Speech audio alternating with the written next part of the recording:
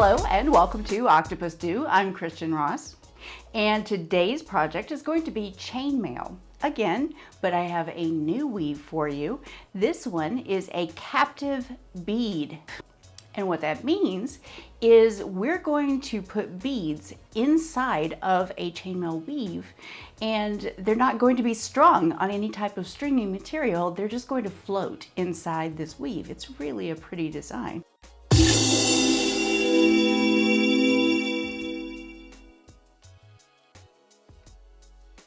So to get started on this, let's just gather the materials and the tools that we're going to need. I'll tell you what those are.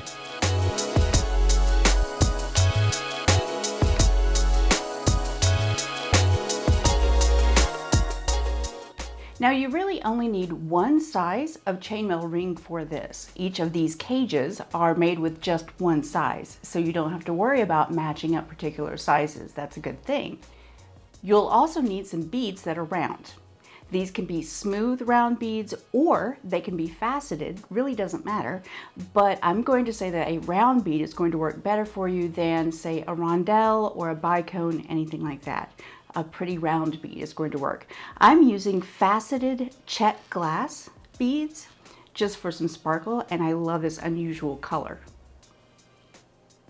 You'll also need 2 pair of pliers, and it's going to be your choice which ones you like for your chainmail working.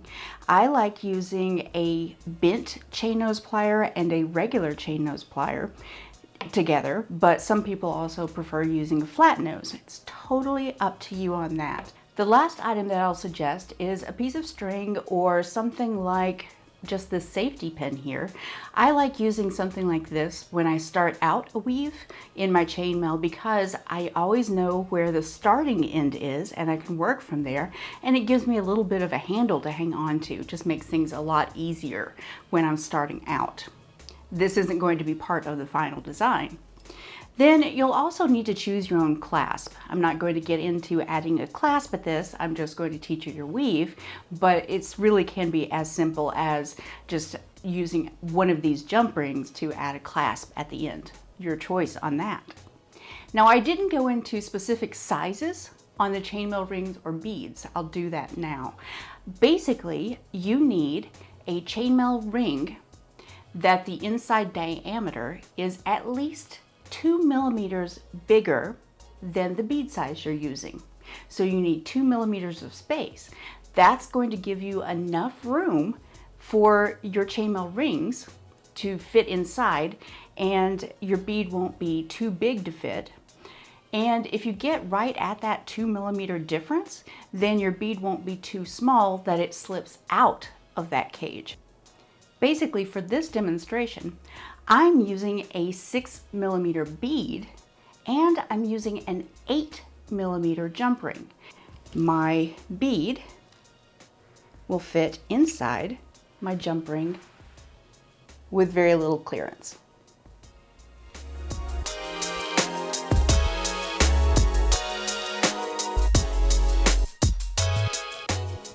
All right, to start this out, I am just going to show using open jump rings to create the weave, and then I'll show you how to speed weave. And speed weave is where you can add more than one ring at a time. But we're just going to start out with one ring at a time because, as I say, how do you eat an elephant? One bite at a time. So we're going to do this one ring at a time. So something to know about most chainmail rings that you buy pre-packaged, if you're not cutting your own, well, actually this works if you're cutting your own. They may look closed when you open the pack, but if you look very carefully, they're offset just a little bit. That's because that's how they are on a spring. So no matter how you get your rings, you're going to have to open them yourself and close them yourself. They don't come already open or already closed. So just to let you know, it's almost closed, but not quite. Okay, the first thing that I want you to do is open 2 jump rings and close 2 jump rings. So I'm taking from my pile here and open 1, open 2, close 1, and close 2. If you have any questions about opening and closing jump rings, you can see that on one of my previous videos that just starts out with the very basics of chainmail. I suggest if you haven't done chainmail before, go back and watch that one first, and then you can come and try this. This isn't a hard weave, it's just good to know the basics before you start. So I take the 2 closed jump rings, and I'm just going to slide those onto my safety pin that really is just there to mark the beginning of my design. So I put the 2 closed ones on, just sitting on my clothespin right there. Next thing I do is I'm going to add the 2 open jump rings. So basically I have an open jump ring here, and it's going through these 2. Nothing is crossing over, anything like that. That's just going through those 2 jump rings. And I close it. Then I come back and grab the second open jump ring. I go through the first 2 and close it, like so. So basically I have a line of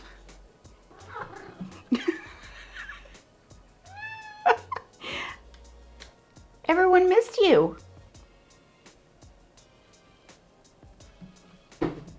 So basically I have a line of 2 closed jump rings, 2 closed jump rings, and my safety pin, but the pin is where I'm starting. Oh, get the next 2 jump rings that you're going to be adding and open those, because you're going to be balancing a bead and you want to have those next 2 ready. So go ahead and open 2 more. Go ahead and open 4 more jump rings. So I have those ready. So now I am holding all of this that I put together. I'm holding the safety pin. I am splitting out the 2 that are on the end here so that they go in opposite directions there, sitting on my thumbs, my thumb and first finger. Then I also reach in here and I split out the ones that are right below that. So the whole thing kind of opens up like a flower with petals. So everything is just split open. Then I'm going to grab my bead, and remember, these are not strung, so this bead will just sit right in there, in the center of that little flower. Next thing you do is you will fold up the petals on the side, like that. And to keep that closed, go ahead and add your next open jump ring through the top of those 2. Like that.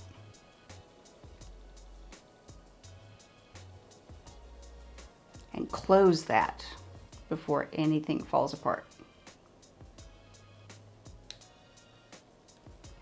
There you go.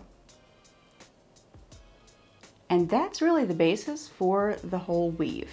So you added 1 jump ring right there above the bead where everything joined.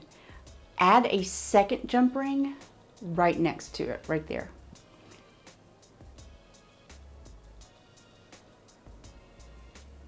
And close it. So basically you've started working on that second cage. You've had 2 jump rings, 2 jump rings, you opened all of those, added a bead.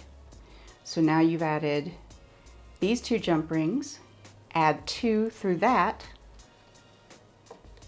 So 1 here.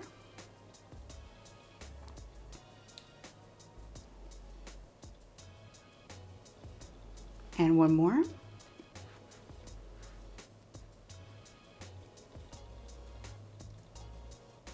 And close it. You see how this is looking so far? It's 2, 2, and 2. Okay, now instead of holding just the pin, I'm going to hold that cage and split everything out again. So petals go on each side, and then the middle opens up like that.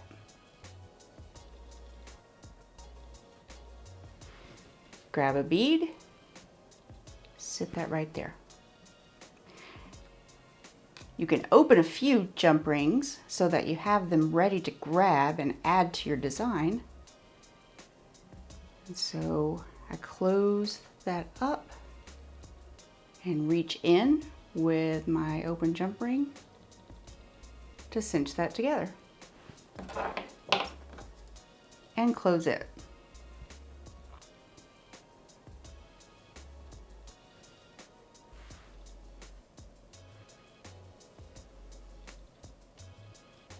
So the next step is to add another jump ring beside that one that I just added.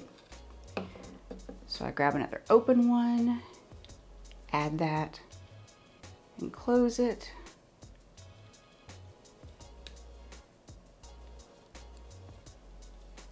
So basically every level, every step, you're adding 2 jump rings. So you add 2 jump rings, then 2 more, open everything up, add a bead, and close everything up with the 2.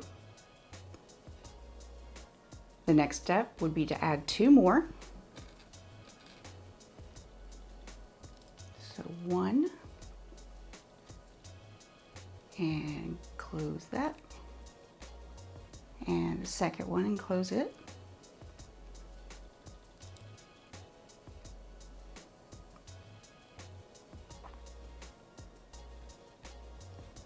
And there we go.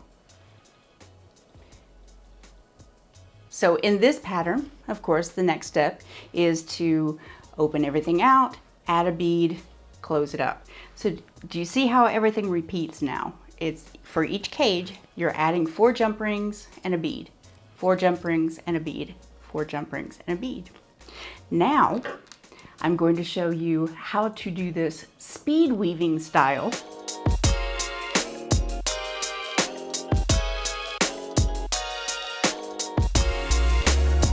Speed weaving means you're adding more than 1 jump ring at a time. And how you do that is you have some jump rings that are open and some that are closed.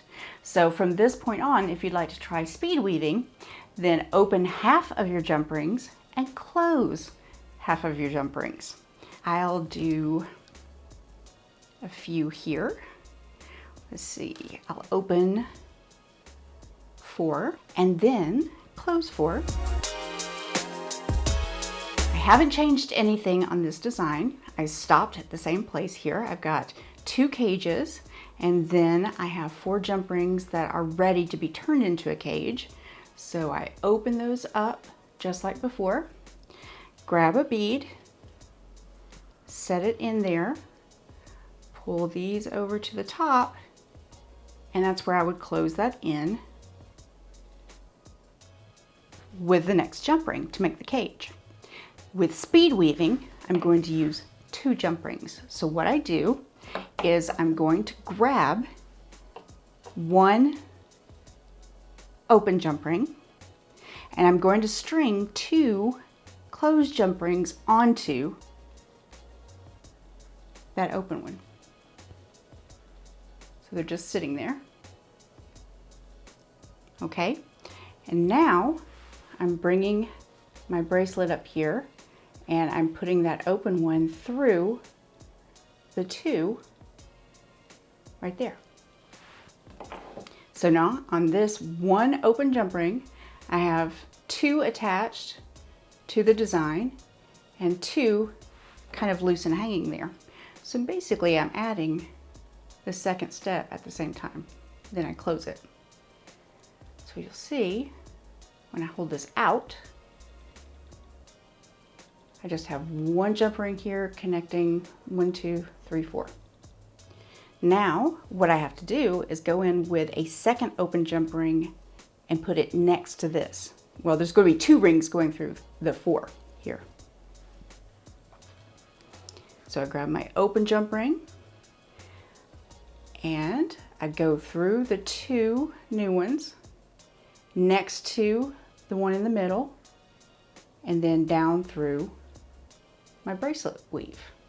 And don't cross over or into that one in the middle. And then close this.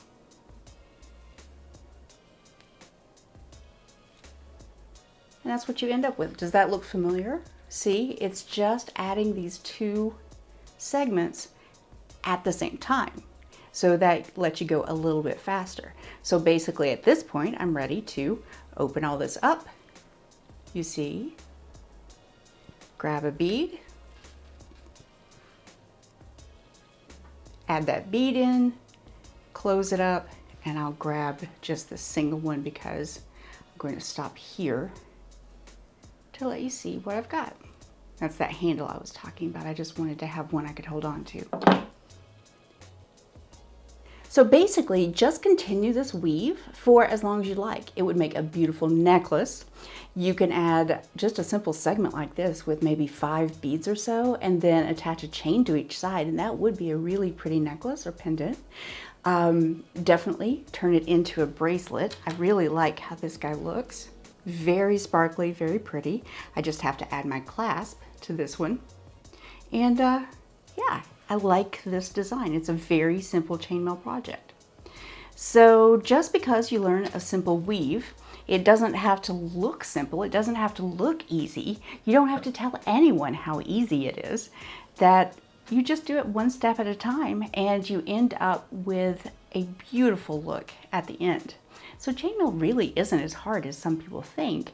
It just takes the time and effort to put into it. But that's why we do the things that we love. This is a hobby. I hope you enjoy it as much as I do. And that's why I try to share all of these things with you. I do hope you enjoyed this video and I hope you enjoyed this project. And if you did, don't forget to subscribe, click on notifications so you'll know when the next video comes out, and give me a like if you liked this video, and leave me a comment below. I love reading your comments, and if you have any suggestions for more projects, I love to hear what you have to say. Now that you know, go make something.